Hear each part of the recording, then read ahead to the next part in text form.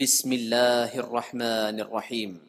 السلام عليكم ورحمة الله وبركاته. الحمد لله حمدا كثيرا طيبا مباركا فيه، والصلاة والسلام على أشرف الأنبياء والمرسلين محمد وآله وصحبه أجمعين، أما بعد. حاضرین و ناظرین، یہ درس نمبر 1681 ہے اور آج سورہ سبا کی 4 آیتوں کی تلاوت اور تشریح کی جائے گی۔ آیت نمبر 27، 28، 29 اور 30، 27 to 30۔ چلیے سب سے پہلے ہم ان 4 آیتوں کی تلاوت کرتے ہیں، لفظی ترجمے اور ترجمے کے بعد تشریح کرتے ہیں۔ اعوذ باللہ من الشیطان الرجیم، بسم اللہ الرحمن الرحیم۔ قل ارونی الذین الحقتم به شرکاء کلا بل هو اللہ العزیز الحکیم وما أرسلناك إلا كافة للناس بشيرا ونذيرا ولكن أكثر الناس لا يعلمون ويقولون متى هذا الوعد إن كنتم صادقين قل لكم ميعاد يوم لا تستأخرون عنه ساعة ولا تستقدمون صدق اللہ العظیم۔ لفظی ترجمہ یوں ہے، قل کہہ دیجئے، ارونی تم مجھے دکھاؤ، الذین وہ معبود جن کو الحق تم نے ملا دیا تھا، بھی اس اللہ کے ساتھ شرکا شریک ٹھہرا کر، کلا ہرگز ایسا نہیں، بلکہ هو اللہ وہی اللہ ہے، العزیز خوب غالب، الحکیم نہایت حکمت والا۔ وما ارسلناک اور ہم نے نہیں بھیجا پیغمبر آپ کو، الا کافۃ للناس مگر تمام انسانوں کے لیے، بشیرہ خوشخبری دینے والا، ونذیرہ اور ڈرانے والا۔ ولیکن اکثر الناس لیکن اکثر لوگ، لا یعلمون جانتے نہیں ہیں، ویقولون اور وہ کہتے ہیں، متی ھذا الوعد کب ہوگا یہ وعدہ، ان کنتم صادقین اگر تم سچے ہو۔ قل کہہ دیجئے، لکم تمہارے لیے، میعاد وعدہ ہے، یومن ایک ایسے دن کا، لا تستأخرون تم پیچھے نہ رہ سکو گے، عنہ اس سے، ساعتن ایک گھڑی، ولا تستقدمون اور نہ تم آگے بڑھ سکتے ہو۔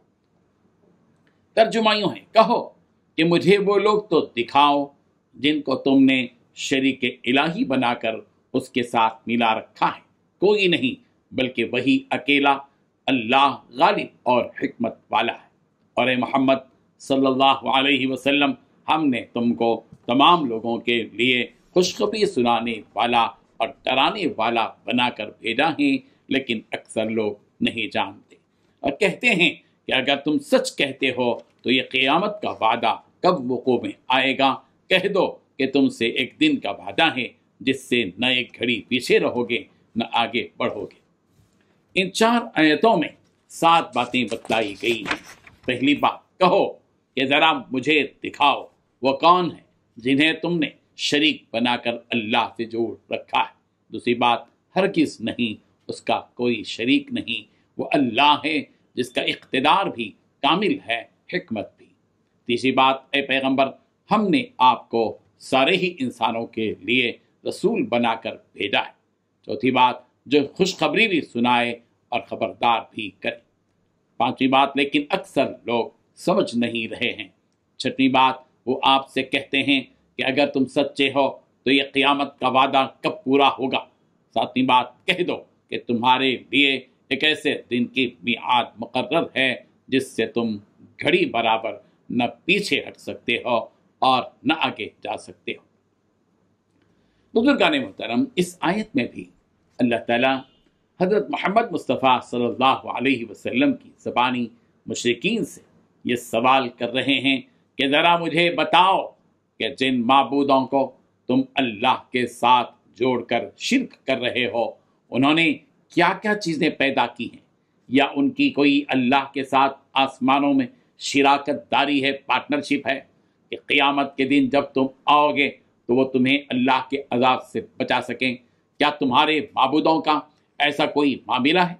پھر اللہ تعالیٰ ہی اس سوال کا جواب دے رہے ہیں کہ ایسا بالکل نہیں ہے، بلکہ اللہ تبارک و تعالیٰ ہی کی ملکیت میں ہے سارے جہاں میں، اور اسی کا چلتا ہے حکم، اور وہ جو احکام نازل کرتا ہے اس میں کیا حکمت چھپی ہوئی ہے اسی کو معلوم ہے، کوئی دوسرا اس حکمت سے آشنا نہیں ہے۔ اس کے بعد اللہ تبارک و تعالیٰ نبی رحمت صلی اللہ علیہ وسلم سے فرما رہے ہیں کہ محمد صلی اللہ علیہ وسلم، ہم نے آپ کو سارے انسانوں کے لیے نبی بنا کر بھیجا ہے، چاہے وہ گورا ہو یا کالا، عربی ہو یا عجمی، حاکم ہو یا محکوم، مالدار ہو یا غریب، آپ سب کے نبی ہیں۔ آپ کا کام یہ ہے کہ جو لوگ نیک عمل کریں انہیں آپ اس بات کی خوشخبری سنائیں کہ اللہ تعالیٰ نے ان کے لیے جنت اور دیگر نعمتیں تیار کر رکھی ہیں۔ قیامت کے دن جب ان کے اعمال کا حساب ہوگا وہ نعمتیں انہیں عطا کی جائیں گی، اور جو آپ کا کہنا نہ مانے اور اللہ اور اس کے رسول کی اطاعت سے منہ موڑیں تو آپ انہیں جہنم کے عذاب سے ڈرائیں کہ اگر تم لوگ اسی طرح ان اعمال بد میں مبتلا رہو گے اور اسی پر تمہاری موت ہو جائے تو تمہیں کل قیامت میں جہنم کی آگ میں ڈالا جائے گا۔ یہ نبی رحمت صلی اللہ علیہ وسلم کی خصوصیت ہے کہ اللہ تعالیٰ نے آپ کو تمام جہاں والوں کا نبی بنا کر بھیجا ہے۔ آپ سے پہلے جتنے بھی نبی آئے وہ سب کسی ایک قبیلے یا شہر یا ملک یا مخصوص زمانے کے لیے نبی بنا کر بھیجے گئے۔ رسول رحمت صلی اللہ علیہ وسلم کو مگر ساری دنیا کے لیے رسول بنا کر بھیجا گیا ہے، جس کا ثبوت قرآن مجید کی متعدد آیات سے ہوتا ہے۔